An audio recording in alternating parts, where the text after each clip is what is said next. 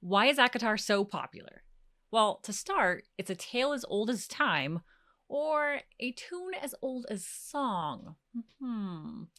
Something about that just strikes a chord with me. How about you?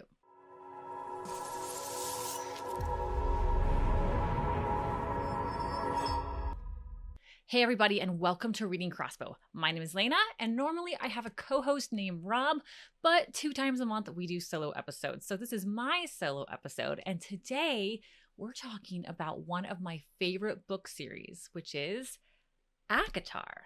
Although, I still think Throne of Glass is way better. But it's not just one of my favorite series. It's pretty much a favorite series for any literate female that you'll meet. And hey, with all the audiobooks sold, any illiterate people too. And before you balk that I said illiterate, just know that that's a joke because our FMC in this series is actually illiterate and we still love her. So you do you, baby boo. All right, so we're going to stick to just book 1 for this series and why I think it's basically like reading crack for our brains. So what is the magic formula and why are these books so successful? Also, I'm going to assume that since you're here, you have read at least the first book. You don't have to read the whole series, but the first book. So I'm not going to dive into the plot. There's plenty of that, but I do want to say if you haven't read it, read it because there's a lot of assumptions out there about what this book is. And yeah, a lot of them are right. It is pretty smutty in lots of parts, but it is also fun world building that I happen to love. So I think you should give it a try. And that includes all the dudes out there. And on that note, I'm considering having my co-host Rob read this book and I haven't told him yet. And it's not on our list of books to read this year, but I think I might need to fit it in because at this point, let's argue. This might now be a classic. Maybe. Now we have a lot to get into, but before we do, I have to say that these books have received a lot of hate also. So some people say that's poor writing or the fact that the author borrowed from a lot of different elements, which I don't deny either. And we're going to talk about that today because that's a huge point of why I think people just love this series. But I have to say the world of Pyrithian really is imaginative, complex, and rich with possibilities.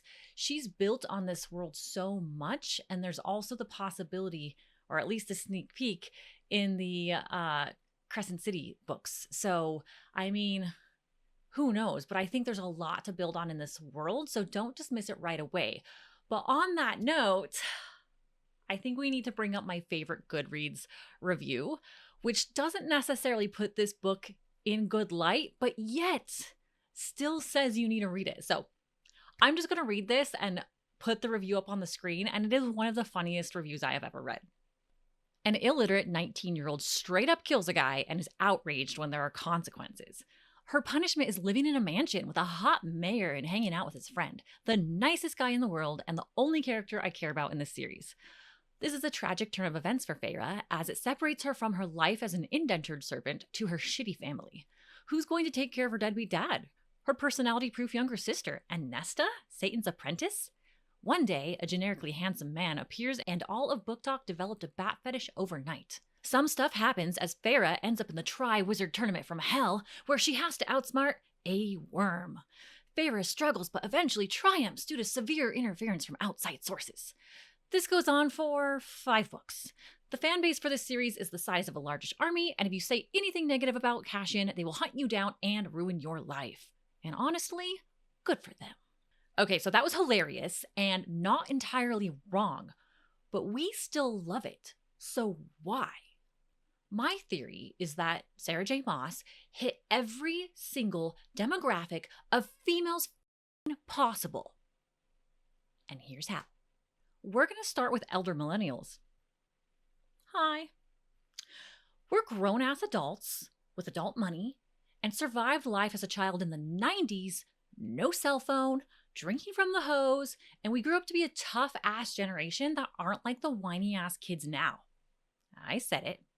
And what raised us latchkey kids? Well, Disney. So the Disney formula, we were raised on that shit. I'm going to talk about Beauty and the Beast here. So I'm not the first person to say this. It's all over the internet. You can find it on the wiki for this, actually. So, but I just want to say that I knew this as a reader before, reading all this online when I, chose to dig into some other reviews and see what people were saying. So as a reader, it's very, very clear. And Sarah J. Maas wanted us to feel this way. She wanted to retell Beauty and the Beast. So it's pretty clear early on that that's what's happening. So let's talk about the similarities and why I think Beauty and the Beast is important. So first off, Tamlin, one of the male lead characters in this book, is actually a beast. He's really a fairy, so a high lord, but he can shapeshift. That's one of his powers. So he's the beast. And Feyre, our female main character, she's not Belle. Like, she can't even read. I mean, come on.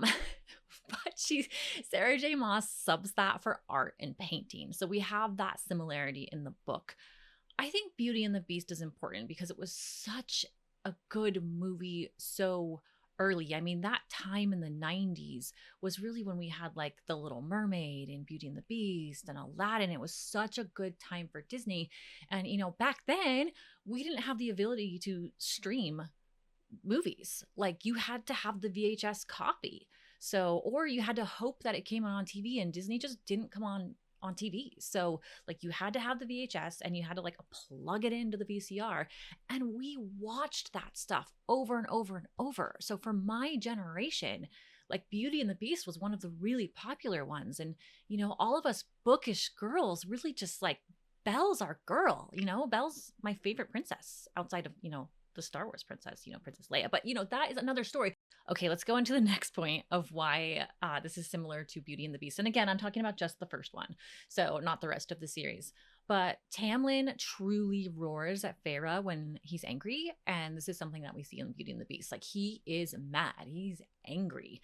In Beauty and the Beast, that beast is under a curse. And we'll get to that in a minute. But like, he's unhappy with his life. And then this woman comes in. And at this point, he's, afraid the curse is never going to break. It doesn't even care anymore, probably at this point. So angry, like actually roaring in her face. So we get that quite a bit. A lot of growling, a lot of purring as well. But, that's how this book's a little different. And next up, he opens up a wing of his house to her. That astonishes her and brings her near tears. She's actually speechless. And this is very similar to when the Beast shows Belle the library in the Disney movie. So except in this story, he is showing Feyre the art gallery. So that's the parallels. Like, it is just really, I loved that moment because when Sarah J. Maas is talking about Feyre and how she's overcome with feeling, I actually felt that watching the Disney movie and having those doors swing open and floor to, 4-level ceiling libraries. And as a girl, I always wanted that. I'm actually trying to replicate it in at least a small section of my house with like the space that I have. So it won't be the same, but that was the dream. And so you get that same moment when he pushes these doors open and she has this gorgeous art gallery. Next similarity to Beauty and the Beast, he gets hurt and has to have her wrap his wounds, just like in Beauty and the Beast. And this is one of the first real moments of connection, both in the Disney movie and in the book. And he's astonished at her ability to like not squirm and not turn away, and how she just takes action when he needs her. And also another beautiful moment in the book. And the last one is, yes, the curse. So this beast, who is Tamlin, is under a different type of curse, and one we don't really know about until towards the end of the book. So in Beauty and the Beast, we know about the curse early. It's in the very opening scenes with the stained glass windows where they're talking about the curse, and that prefaces the movie. Well, we get a telling of the curse in a way in the form of a blight, but we don't actually get the curse fully until the end.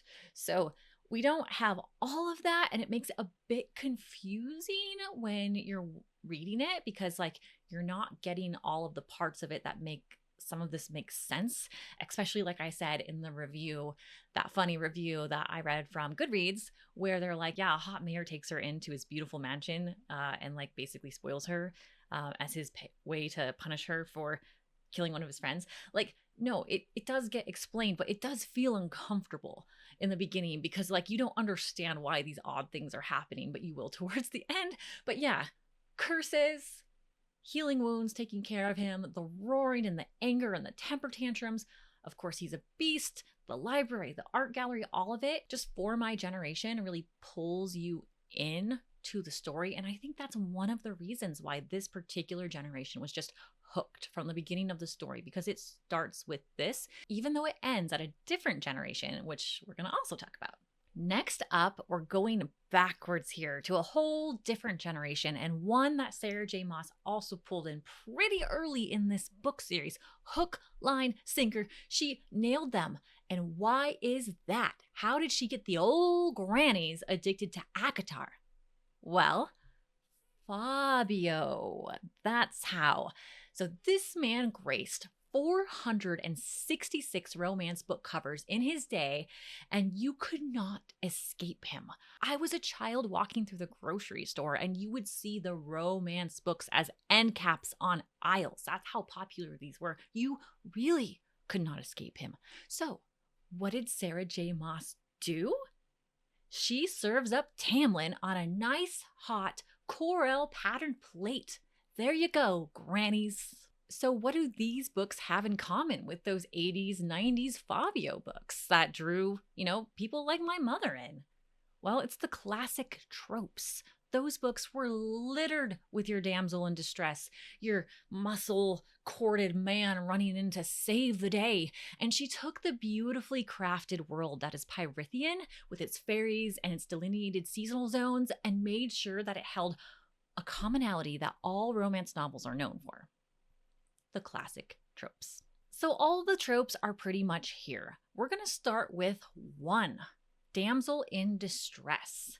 So Farah is poor and starving. She made a promise to her mother on her mother's deathbed to take care of her sisters, and she's not doing so well at succeeding.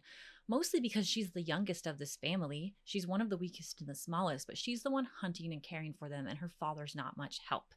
So big, bad, hot beastie boy Tamlin comes on in to save the day, and he basically pays her promise, pays the debt, and makes sure that her sisters are completely taken care of, and Feyre doesn't have to, really do anything there. So he covered her ass, basically. And so it's not your typical save the day that you would probably get in these older 80s, 90s books. Like, it's not like a spy who has to save her, or some like pirate and she falls into the ocean. It's not like that kind of saving. So it's not as in your face. But Feyre does say several times, like, he's paid my debt. Okay, I really don't have to worry about this now. My debt to my mother is paid. So yes, checks that box, damsel in distress. The next one is enemies to lovers. And Sarah J Maas actually does this twice in book 1, although you don't really fully know it until book 2. But we have Tamlin, who's definitely an enemy to lover, because he first steals her from his family to bring her into his spring court. He then lavishes her with gorgeous surroundings and great food and completely takes care of her.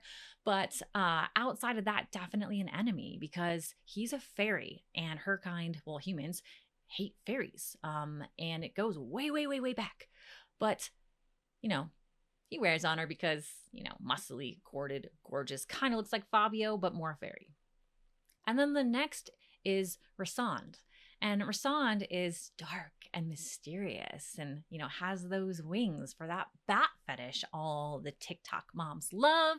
And, we're not going to get into that too much in the first book, but also very much enemies to lovers there as well, at least in the beginning. The next trope is one of my favorites, which is forced proximity. And also, we have this twice.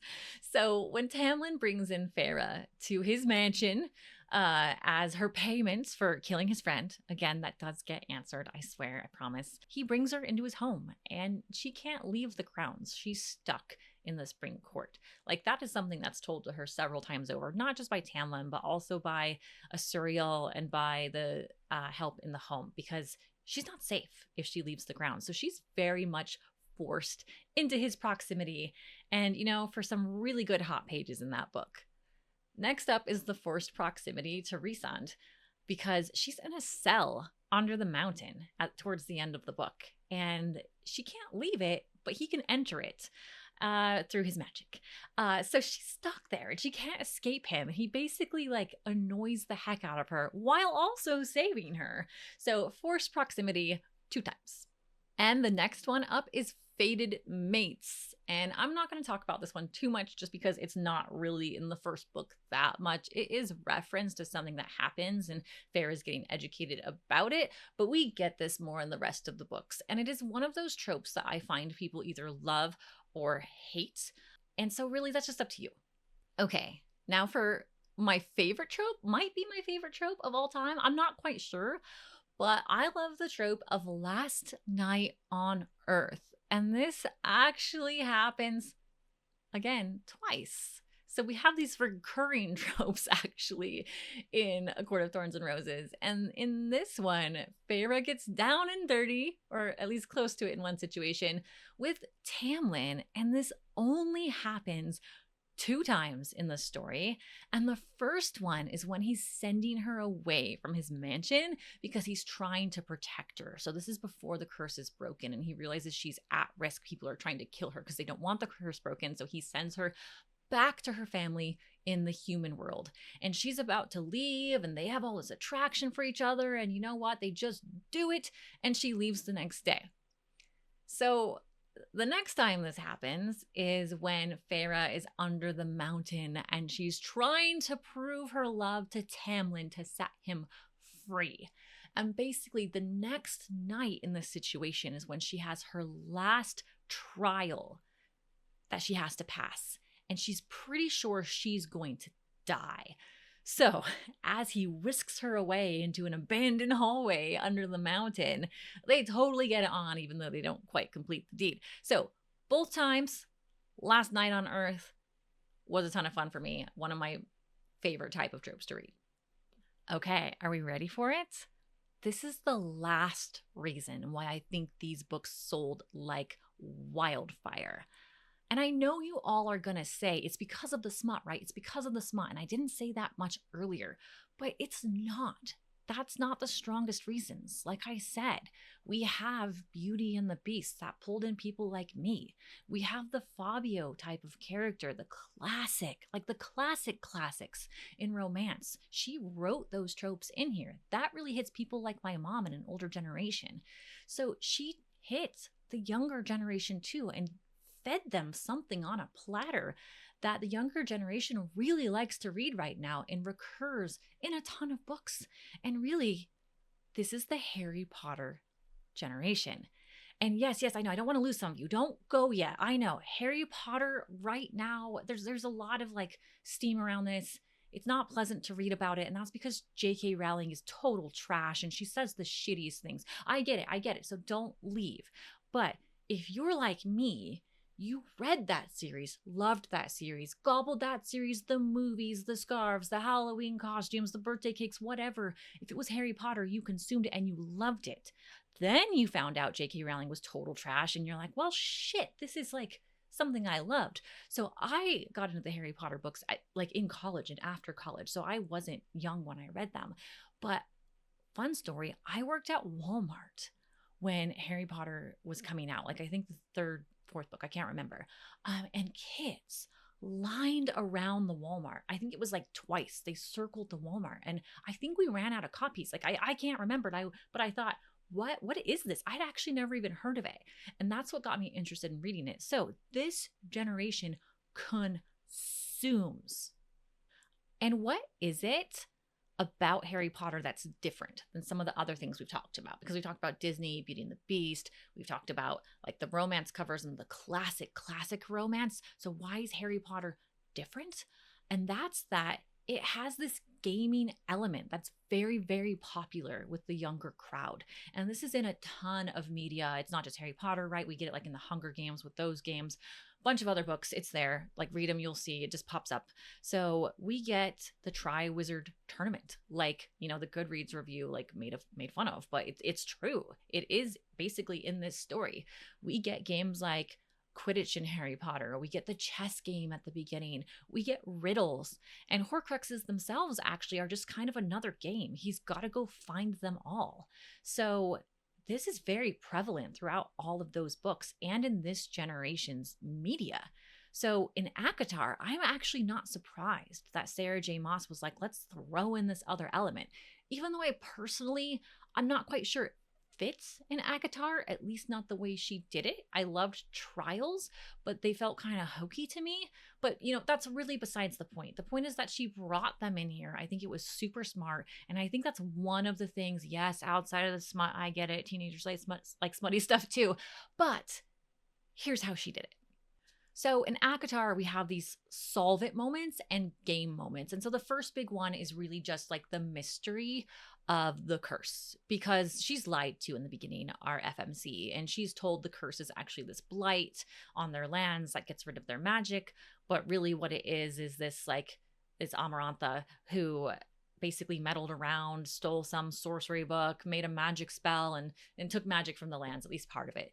And there's a mysterious way that curse has to be broken, that it's going to involve Farah, but we just don't get it all the way until the end. And it's super confusing. Like I mentioned earlier, you get the what the heck is going on, but as a reader, it's interesting because you're being lied to. You're also told at times you're being lied to, and you're trying to fit those pieces together. Second, we get riddles, and riddles are fun. Not so much the riddles in this book, but we get them a couple times. We get riddles with the Suriel when Farah traps the Suriel, and it doesn't so much speak in a riddle as it gives cryptic information that's riddle-like. And Farah has to try to interpret that and figure out what it means. And then later on in the story, we also get the riddle that is part of the trials. If Farah solves it, it's so easy. Oh my gosh. If Farah solves it, it will basically rescue Tamlin and the whole Spring Court, and it'll solve all of her problems. So again, one of the ways we get this sort of gamification, this sort of Harry Potter-esque vibe in A Court of Thorns and Roses.